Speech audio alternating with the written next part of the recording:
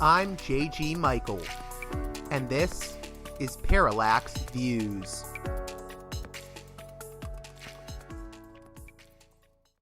Hey there, Parallax Views listeners. On this edition of the program, we continue our coverage of the Iran War, this time with retired Lieutenant Colonel William J. Astore, whose work you may have read in outlets such as antiwar.com and Tom Dispatch.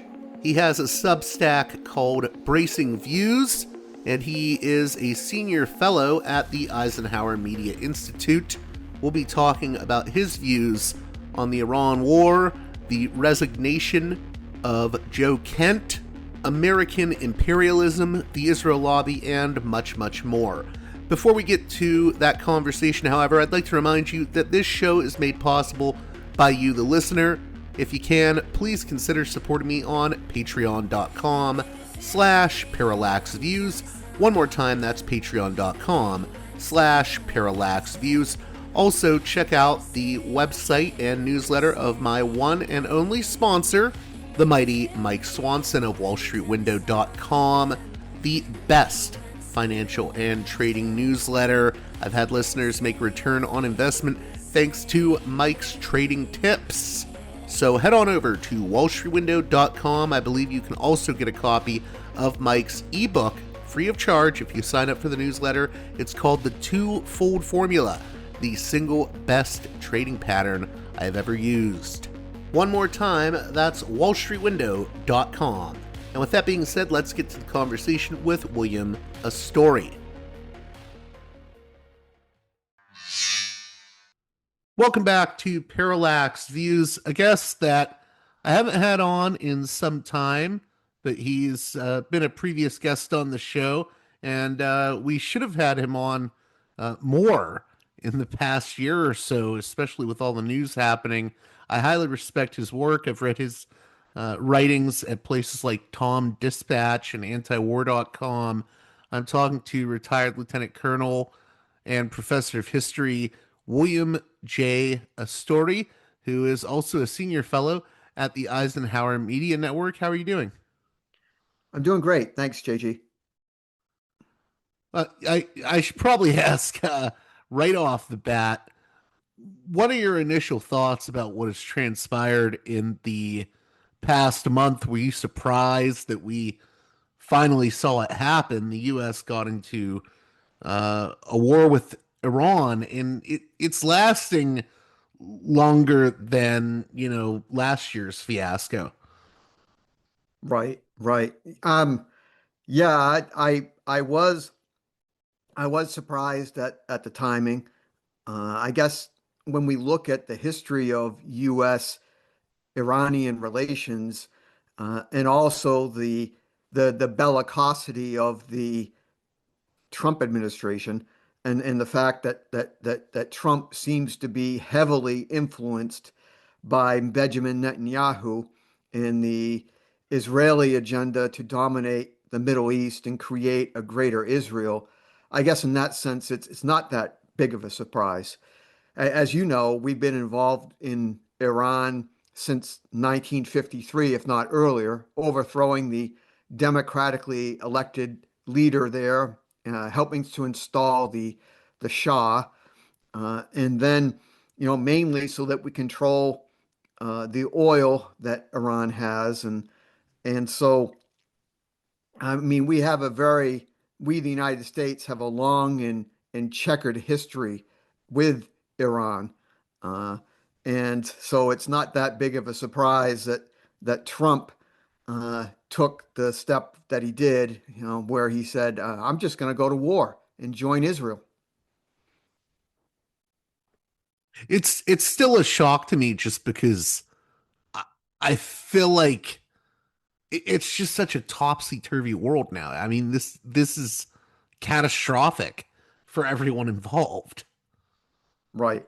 Oh, definitely. It's potentially catastrophic for sure, in the sense of wars. Wars are inherently chaotic and unpredictable, and so, we know from so many wars, whether it be the great world wars, World War I, World War II, even the Afghan war and the Iraq war. The Afghan war was supposed to last a few weeks at best. It lasted 20 years, the American involvement after 2001. And then we take a look at the Iraq war, and that was supposed to be a quick, mission accomplished moment that would just, be over with in a few weeks, as people were saying back then in 2003, administration people, that we would be greeted by the Iraqis as liberators.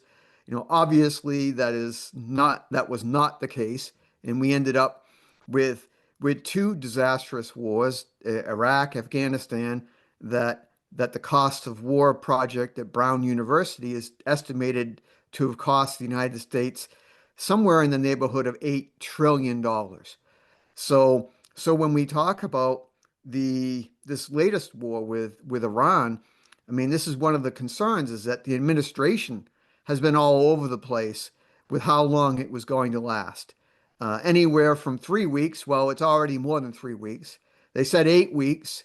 Now, Trump today said something about, negotiations have been fruitful with Iran, and that maybe we can come to some sort of agreement, with Iran basically saying that they don't know what Trump is talking about.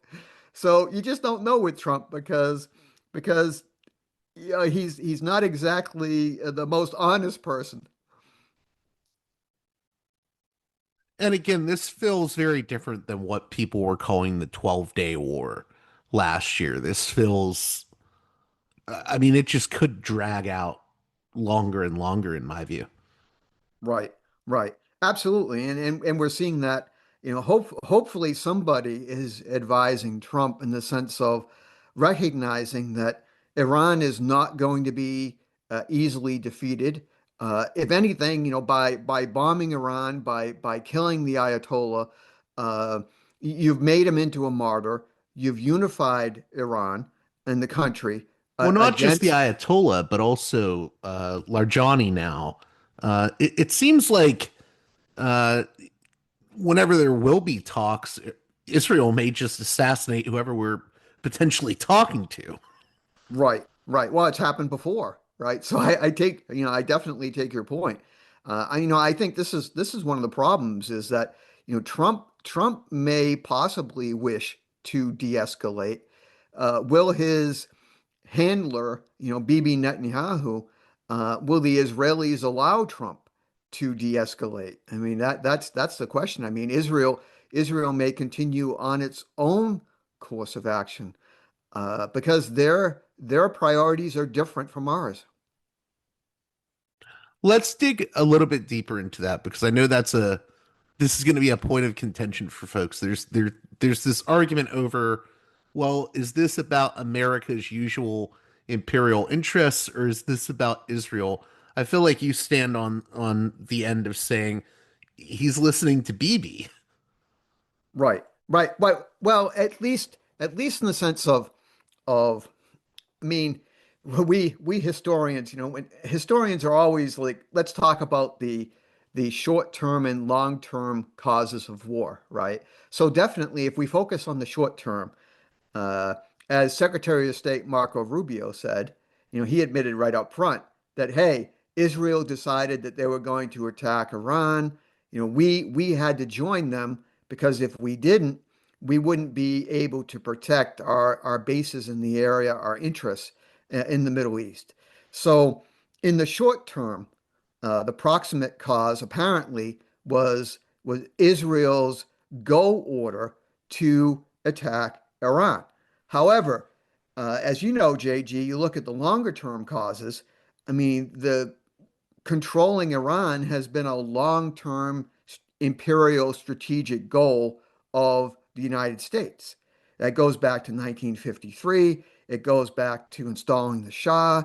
It goes back to, supporting Iraq against Iran during the Iraq-Iran war.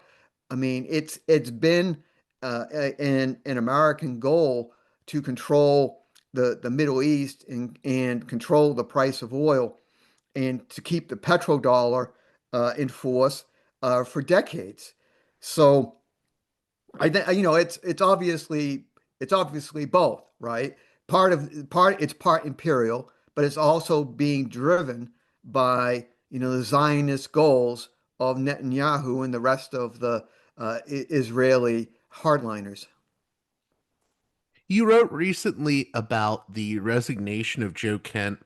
I know that'll be another controversial topic because I know a lot of people are very, to put it mildly, divided on Kent. But for people that don't know, who is Joe Kent and why do you think the resignation is important? Right. Um, well, he's the highest profile uh, government official to resign for a cause against a war. I think since the Vietnam War in the 1960s. He was the director of the National Intelligence, National Counterterrorism Center. He was just under Tulsi Gabbard as the director of national intelligence. So he had access to all the top intelligence. He was a former Green Beret, uh, fought, had 11 overseas deployments, lost his wife who was, I think, a Navy chief petty officer. She lost his wife to a suicide bomber in Syria. And so, this is a man at the very top of the Trump administration. And also Joe Kent was a Trump supporter. So in that sense, his resignation can't be dismissed easily as like he was some sort of a malcontent or a Biden a Biden appointee or whatever. He's none of those things. He's sort of a prototypical Trump supporter, very much in the warrior vein of a Pete Hegseth. So I think it is significant that he resigned for cause. I mean, he could have walked away quietly and not revealed his reservations, but he wrote it in a letter. He said that, hey, we, the United States, did not face an imminent threat from Iran. And we went to war because Israel wanted to go to war. So, as I have his letter in front of me, he said, we started this war due to pressure from Israel and its powerful American lobby, which of course he's referring to AIPAC. So, and then he goes on to say in his letter that this is not the reason, this is not consistent with why Trump was elected. Supposedly, Trump always talked about being the peace president. Trump said he was against regime change wars. He wanted to keep us out of these costly wars that he associated with people like Obama and Biden. And now all of a sudden, as Kent says in his letter, Trump is doing the exact opposite of his campaign promises. So, of course, Kent is trying to say, you've been deluded, Mr. President. You've been coerced. Now, whether or not Trump was coerced or manipulated, whether or not Trump decided to do this on his own, that is up for debate. Do you want to talk about your thoughts on? Well, I guess we should get this out of the way first, but I know you posted like a little addendum to the Kent article. What do you make of the controversies around Kent and maybe what people are missing by focusing exclusively on those? Right, right. Yeah, I know that. I know that. Well, I mean, when you look at someone like Joe Kent and his background, I guess he's a supporter of the, January 6 rioters. He's got some statements in his past that people look at, and so they call into question his motivation and so on. None of that really bothers me, in the sense that I want to. For me, I'm focused on the letter itself, what he said in the letter, because I think he had powerful things to say. And I think his letter is significant exactly because he was a strong Trump supporter. His letter is indicative of the fractures within the MAGA movement. I think a lot of Trump supporters are asking the question now, uh, is Joe Kent right? Is Trump abandoning us? Has he abandoned the cause? And what can we do to get Trump back on course in the sense of stopping these costly so-called regime change wars? And that to me is only a good thing. Yeah, I was going to say we've also seen this with Marjorie Taylor Greene and figures like Tucker Carlson. I mean, it doesn't mean we're necessarily going to vote for them if they run for office, but it's, it is an important development. Right, right. No, I listened to Marjorie Taylor Greene. I listened to Tucker Carlson. Uh, and to be honest, I wish Chuck Schumer was saying things like Marjorie Taylor Greene. I wish Hakeem Jeffries was speaking with the kind of clarity and outrage that say Tucker Carlson is speaking with. I'm generally I'm anti-war. I don't want to see America embroiled in any wars. I would like to see, war for me should always be a last resort. War is, as James Madison warned us, any country in a constant state of war is a country that is going to be anti-democratic. It's going to tend to be autocratic, and it's going to be against the interests of the people. That is the nature. You look at any state engaged in warfare, it breeds authoritarianism. It also breeds dishonesty. It's a cliche to say the first casualty of war is truth, but that is absolutely true. That whenever wars begin, lies accelerate. Now, you also covered Tulsi's response to this, and you were very critical. I know that Tulsi has sort of portrayed herself as uh, anti-war. I've always been a little bit more skeptical of her. Um, what do you make of her time as the director of national intelligence and how she responded to Kent's resignation? Yeah, I have to be honest, JG. I was a Tulsi supporter. I supported her in 2020 when she ran for president. I even got a Tulsi t-shirt and a campaign button. So, and I supported her for what she was saying then, that she was against these regime change wars, that she really was first and foremost thinking about, as she always says, her brothers and sisters in uniform, that she wanted to end the madness, so to speak. So I was incredibly disappointed when, as director of national intelligence, she testified that basically it's not up for her as the DNI to tell the president what is an imminent threat. That it's up to Trump to decide on his own what constitutes an imminent threat, which makes absolutely no sense.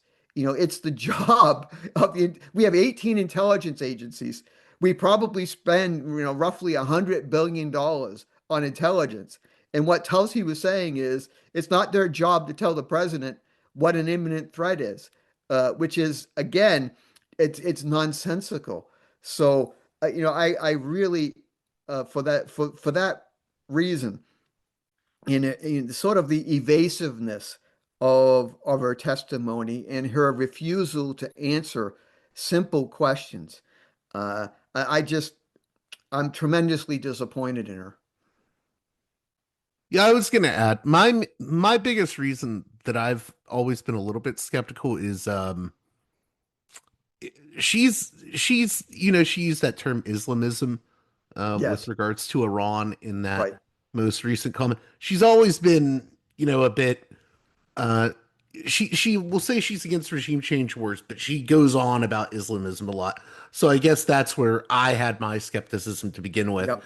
But in either case, I mean, it's just, she's not standing up against any of this. No, no, that's absolutely right. You make a great point because I noticed that in her testimony or in one of her statements, she's still talking about Islamist terrorism. And that is something that I think is dangerous. When I mean, you may as well just say, yeah, I as a Roman Catholic, I would object to people who would say, would link Christian terrorism, would use that kind of construction as if kind of implying that all Christians are terrorists or potentially terrorists, right? So when Tulsi says Islamist terrorism, that to me is inflammatory, and it echoes language associated with religious wars and crusades.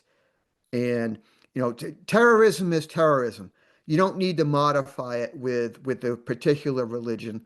And there's over 1 billion Muslims around the world. Most of them are actually almost 2 billion now, and they're predominantly peaceful people. So I mean, let's not slander them with this idea that somehow they're all uh, terrorist adjacent. Do you want to talk a little bit more about this? Is, again, another hot topic issue for a lot of people, the influence of the Israel lobby on U.S. foreign policy. Uh, because, I mean, I'm of two minds on it. I will not go as far as to say, like, oh, the lobby says something, and then, magically the leaders have to do exactly as they say, the U.S. It's not like a hypnotism thing, but I think also at the same time, people who deny the influence of organizations like APAC are uh, really off base. Well, well, I would urge your listeners to go to the APAC website, where they themselves, APAC brags about the influence they have over American politicians.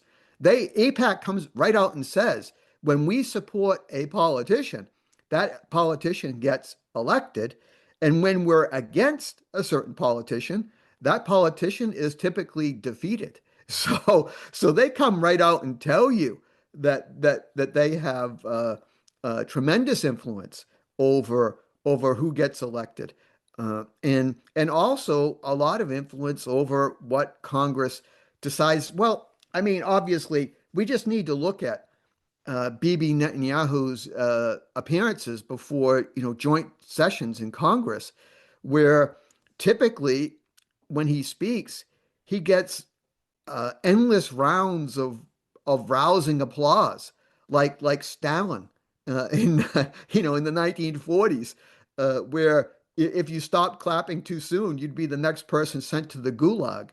So, so I mean, another thing, I haven't done this myself, but I have colleagues who have, walked the halls of Congress and seen so many congressmen and women who outside their offices have not just the American flag, but the Israeli flag. And it's like, what is this? What are Israeli flags doing in the halls of Congress? I've got nothing against Israel per se as a country, but their flags shouldn't be, I want my congressman or congresswoman or senator working for me as an American citizen. When did you first become aware of APAC and, uh, more broadly, these pro-Israel affinity groups that make up what people call the Israel lobby? Right, right. Um, yeah, I don't think I really became that knowledgeable or aware of them until after I left the military. So after 2005, it's only when I started writing my own articles and reading alternative media sites and listening to people like you that I began to recognize that there's something wrong about this. I mean, just to share this anecdote with your listeners, this is rather embarrassing, but when I was 10 years old, I followed the 1973 Yom Kippur War. And like probably most Americans, I saw Israel as America's ally. I actually kept a scrapbook. Again, I was 10 years old. I kept a scrapbook of articles about the Yom Kippur War, and I was kind of cheering for Israel to win that war because I saw them as being on our side against the Arab threat, which was aligned with the Soviet Union. So I kind of saw it in that way, in that dynamic. And it's only much later that I came to recognize that it's just not that clear cut. Yeah, my only concern with I, I'm trying to be careful how I put this. I don't want people to get the impression. Sometimes I worry that when talking about the lobby, it, it's not even about the issue of anti-Semitism, which also concerns me. I Right, think there does need to be a distinction between criticism of Israel and criticism of lobbying efforts done by AIPAC and just, really vile sort of racist or bigoted rhetoric.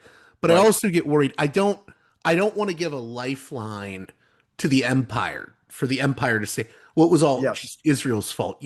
right, right, So I, like I'm trying to thread that needle now in my own thinking right, right, because I've had guests on that talk about the Israel lobby, Stephen Walt and Ian Lustig and Eli Clifton, who have a new book coming out on the lobby.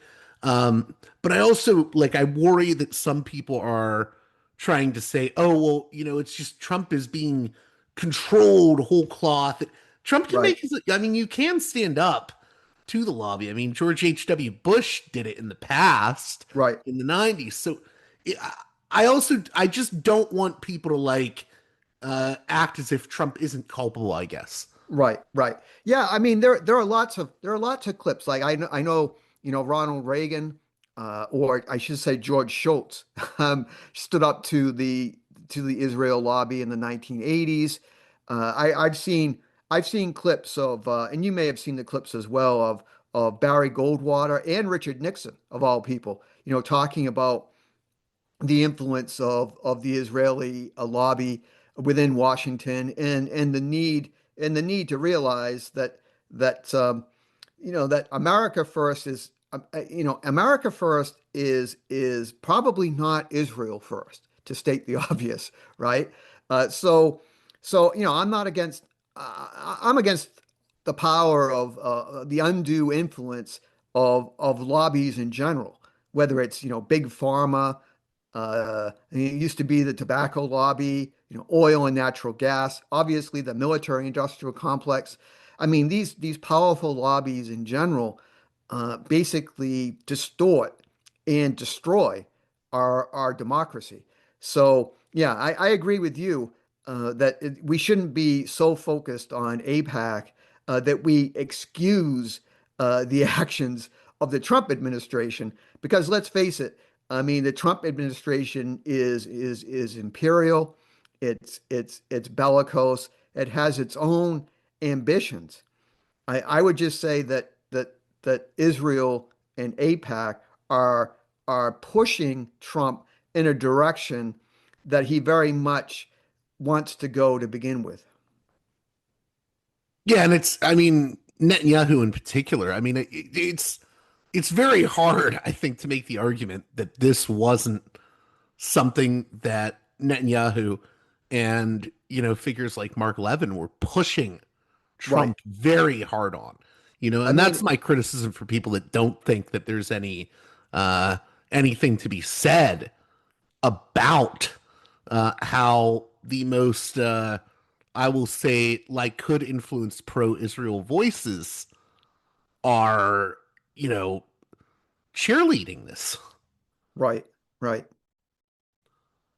Do you want to comment a little bit more on I don't think this is good for either the US or oddly enough, I don't think in the long term it's good for Israel. I mean, that's not really my main concern to begin with, but it's just such a bizarre thing that I'm seeing because there's this concept I think that people have that you can just bomb Iran into unconditional surrender as Trump put it. And I agree with Robert Pape or Robert Papp. I don't think you can win with smart bombs. I mean, airplanes don't win wars. Right, Like right. No, airplanes don't. What I mean is they don't cause regime change. right. No, no. I mean, as a as an Air Force former retired Air Force officer, I will most definitely admit that air power does not occupy the territory. Air power. Yeah, yes, you can blow up things. You can assassinate people from the air. I mean, But you can cause a collapse. I guess. I mean, they did it. We did it right. with Libya, but look how that ended, though. Right. Right. It ended up with, well, and that is the fear that some people have, that what Israel is up to is Israel, not so much the United States, but Israel wants Iran to resemble Libya in the sense of being a failed state, characterized by civil war, political disruptions, and so on. And that, I think, is not in the interests of the United States, or certainly not obviously in the interests of the Iranians or any other nation that's close by to Iran. So, this is again where I think the goals of, say, someone like Netanyahu and the goals of the United States, I think, are very different here. How do you think this? What are the worst possible outcomes you see about this specifically for the U.S.? But like, I don't even. I think Netanyahu is very short-sighted about this too. Yeah. Yeah. I mean, what I mean by that is Israel was already, I think, a pariah for the international community, and I think this is just going to cause further deterioration. And I think it is for the U.S. too. I mean, international law, people talk about that. I mean, it's out the window now. Right. Right. Yeah. I yeah, it's more than tragic that we no longer talk about, we, the United States, we no longer talk about international law. They replaced that whole idea with the so-called rules-based order.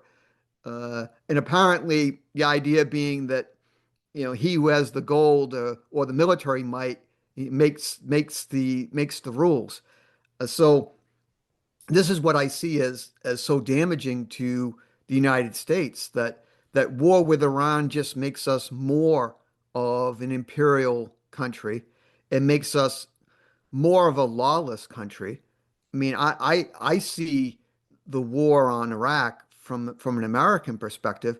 I see it as an illegal war. I see it as unconstitutional. We haven't declared war. The Congress hasn't declared war. There's no imminent threat, excuse me.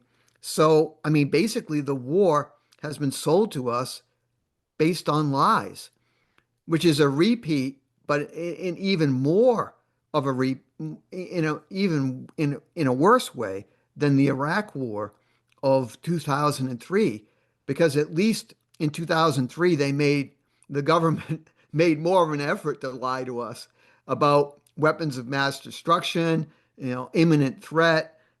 We can't allow the smoking gun to become a mushroom cloud. All those phrases we remember from the run up to that war in 2003. I mean, this time around, it didn't even bother with that kind of BS campaign. I mean, they just basically, Trump said, we're going to war, imminent threat, my decision. There we go. And it's downright Orwellian because I see the cheerleaders of this war saying, well, actually, we were just retaliating because we've been at war with Iran for 47 years, 57 years. And I'm just, it's the most bizarre sort of pretzel logic is being used to support this. We've been at war since 1970. No, I mean, we haven't. I mean, it's just, there's so many bizarre claims being made. And you're right. I think this is even a more sort of Orwellian moment than even the Iraq War, which is saying something because that's, I have no love lost for the Bush administration and the neocons. Right, right. Yeah, no, it is. Uh, uh, I mean, we're fighting a war against Iran. And what's interesting is at the very beginning, as you know, we didn't even want to call it a war, right? They talked about, major combat operations or some other vague terms because the Trump administration, they wanted to avoid the idea that, well, if it's a war, then shouldn't you have gone to Congress for, oh, but it's not a war. It's It's just, Operation Epic Fury. yeah, it's just an operation. Uh, so, so yeah, but uh, what we witness is, and I think this is, how do you, and I mean, this is just a rhetorical question, I guess, but how do you have any kind of a democracy when the government is constantly lying? And that's and what we see with the Iraq War, now the Iran War, of course, the Pentagon Papers back in the days of Dan Ellsberg, uh, is this constant assault on the truth within and by our country, within and by government officials. And this is and it's an assault because you mentioned George Orwell, of course. It's also an assault on the language itself. I mean, when you talk about this, well, it's not really a war, and we throw these terms around like the Iranians support terrorism, but of course the United States, even as we're bombing schools, whether accidentally or on purpose, and killing 165, 175 school children, it's like, well, but we're not terrorists. And it's like, well, what is more terrorizing to people than bombing them? I mean, but we exempt ourselves. We say, well, but we don't bomb for that reason. We're not terrorists, uh, and so we use these, we use language very much in a dishonest way to influence and to propagandize and to get people, our fellow citizens, to think somehow that we're not as bad as as they say, as the joke goes, that we're not the baddies. Maybe we are the baddies. I also wanted to ask, I know earlier in March you wrote a piece for the LA Progressive. Um, as America marks the 250th anniversary of the Declaration of Independence, you asked, is there sort of an unfinished work of all men are created equal? And you wanted us to think in that article about the Declaration of Independence. Do you see any connection between what you wrote in that article and some of the issues we're talking about now with regards to the Iran war and what the Trump administration, the junta, is doing? Yeah. Well, I mean, we all know from American history that we're very much an imperfect country.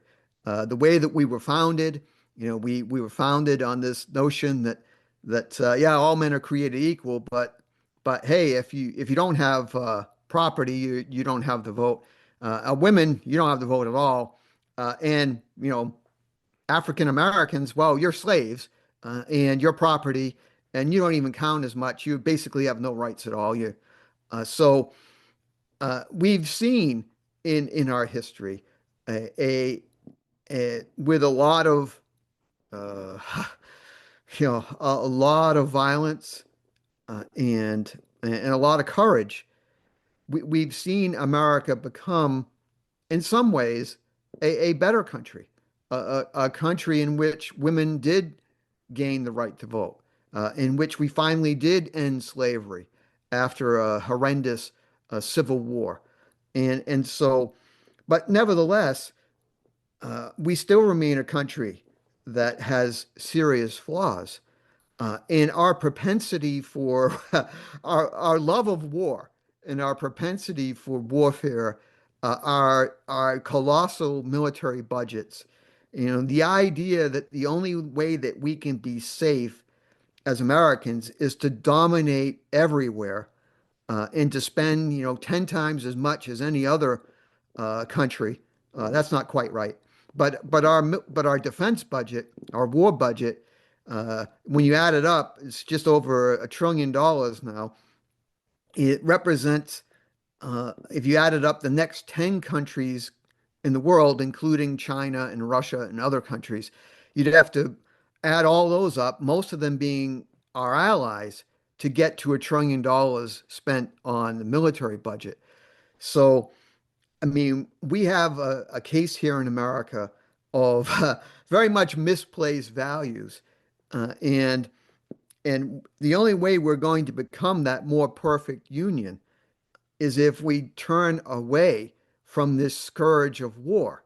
And this is what Martin Luther King talked about in his famous speech against the Vietnam War, that America, if it keeps embracing materialism and racism and militarism, that we will just destroy ourselves as a democracy. And so, he was absolutely right when he made that speech in 1967. And sadly, exactly 1 year later, he was killed. He was assassinated. Before we close out, what do you hope my listeners get out of the conversation we've been having for the past maybe 35, 40 minutes? What are the key points you want people to take away, and what are your biggest concerns right now with this war? Yeah, yeah. I was talking to my wife this morning, and I mean, it's so easy with all the bad news to lose hope, and and I think we can't lose hope. And I know, I don't want to sound naive or Pollyanna-ish, but we still, as Americans, I think we all need to remember that we are citizens, or we should be citizens, and we do have rights. And the best way to exercise our rights is to get out there, whether it is to write or to organize and to mobilize and to take action. And so I don't think it's hopeless. I think if we give in to despair and just throw up our hands and say, my vote is worth nothing, I can't do anything, the powers that be are in control and I'm powerless. Well, if you believe that, then you really do render yourself powerless. So my message is fight. We need to keep fighting as best we can against this this this warlike path that we're on. We need to remember that peace should be our normal, not war. And it's not easy to remember because basically our country's been at war every day since 9/11. And this is totally wrong. Uh, we need there should be you never the thing is, JG, you never hear about peace. I mean, we just never talk about it. The idea that America might be at peace with the rest of the world is just totally dismissed as as impossible. But peace is supposed to be normal. I remember in 1991 when I was still in uniform and the Soviet Union collapsed. Everyone was talking about peace dividends. And now all I see are war dividends being cashed in by Lockheed and Lockheed Martin and Boeing and General Dynamics and all the rest. I mean, we need peace dividends, not war dividends. And I also wanted to add, it's not just Iran. I mean, we saw what Trump did with Venezuela. I mean, just completely ignoring, uh, that this is a sovereign country and Right. abducting, the president, whether you like Maduro or not. And then I mean, people are also not talking about it as much, and I understand why, because the Iran war is the focus, but look at what we're doing to Cuba. And I mean, I even think you can relate all of this stuff to ICE. If you're worried about ICE, I mean, there's connections there with Israel in weird ways with regards to our surveillance technologies. So I think your point in bringing up MLK is very important. All these things are very interconnected, and Right. I was wondering if you could comment on that. And the Cuba stuff is just I'm trying to keep up with that as well, and it's almost impossible because I feel like I'm juggling. Yeah. Yeah. No, no, you're right. And this is something the Trump administration is moving so quickly and so foolishly in so many different counterproductive directions that it is difficult to keep up. I guess what I would say is that as you know, what we're witnessing with ICE and the rest is the blowback of empire. As Chalmers Johnson said, that I But mean, one of my how heroes for this yes, show is well, Chalmers how Johnson. You just won my heart over by mentioning his name.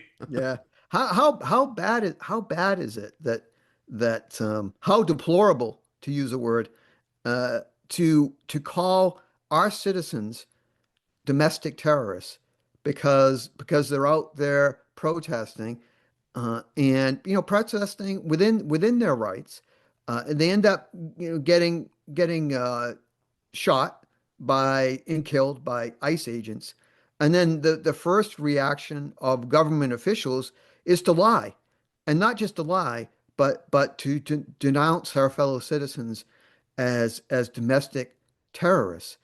I mean, this is this is the this is the bill that's coming due to us because of all this constant warmongering. I'm glad you mentioned, I'll let you go after this, but I'm glad you mentioned Chalmers Johnson because I often find myself referencing the final book in his blowback trilogy, Nemesis, The Right, Last Days of the American Empire, because of course Nemesis is in I think it's Greek mythology, this hubris, and eventually the hubris comes back and haunts us by the way of Nemesis. Nemesis right, being this sort of corrective force that rebalances the skills when leaders or people become too hubristic or full of overconfidence, and I think we're right, seeing it happen right now. right. Yeah, and you see that hubris and this idea of America as the exceptional nation. But how are we exceptional? In what way are we exceptional? It seems like the only thing we're number one at now is war and killing people. And what the hell is that? What is that to be proud of? That's nothing to be proud of. Well, I was just going to say, you see it echoed in even the way that Trump talks about the Iranian people. Yeah, Will I help the Iranian people? I'd like to, if they behave, but they've been very menacing. And he's right. not just talking about the Islamic Republic, he's talking about Iranian people. Yeah. this is like And the then height of just, it's just bullying and sort of, it's social Darwinism. yeah, Trump and of course Pete Hegseth, talk about war like 12-year-olds. Like I remember maybe you played the game Risk when you were 10 or 12 years old with your friends, Yeah. where you get around, move the little armies around and conquer the world, and you all kind of rag on each other and insult each other like 12-year-old boys do. Well, that was when we were children, right? I mean, we're supposed to be led by adults with morals, but yet we're being led by moral midgets. Well, how can my listeners keep up with your work? I know you have to get going, but can you plug the Bracing Views blog or Substack? Right, right. I Bracing Views is where I write on Substack, and I also write for Tom Dispatch as well. And some of my articles are picked up from Bracing Views are picked up at LA Progressive, which is a great site, and Antiwar.com. Yeah. antiwar.com is always good as well. Well, thank you again, Bill Astore, William Astore, for coming on Parallax Views. Thanks a lot, JG.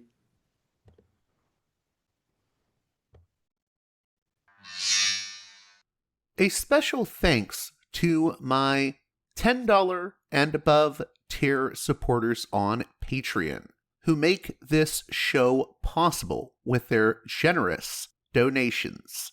Producers' credits shout out to those supporters: Aaron, Fabian, Jeremy, Matt, Big Bob's Beepers, James, Enoch, David, Sadad, Tristan, Bob, Eva, Miriam, West Bank Robbery Pod, B. Lund, Transnatural Perspectives Podcast, Dan, Nick, Elliot, Fabian, Tom, Arlen, Bo, Spartacus, James, G, Jamie, Will, JC, WV, Sutra, Orc, Catherine, Darko, Nathan, Holland, Dan, Mark, Chase, Olm, Gary, Nobody, Emilia, Nick, Brace, Michael, and Brian.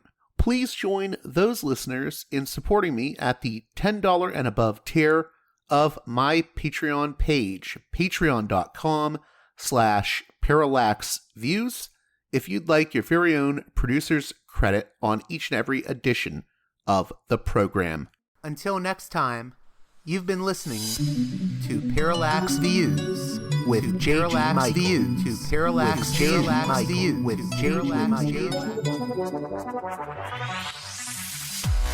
The way out is not simply to say, don't do it, just to prohibit. It's nothing else. If we don't do it, others will be doing it like crazy. So, we have to confront the problem. But no, basically,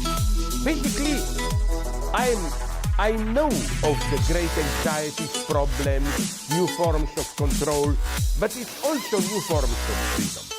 This is why I always emphasize that internet and all this new digital stuff, it's a very ambiguous phenomenon, but it's the field of struggle. New forms of enslavement, but at the same time, new incredible forms of freedom. We have to accept the fight with no nostalgia for old, allegedly more authentic communities or whatever. I'm not afraid. I'm not afraid. I'm not afraid. I'm not afraid.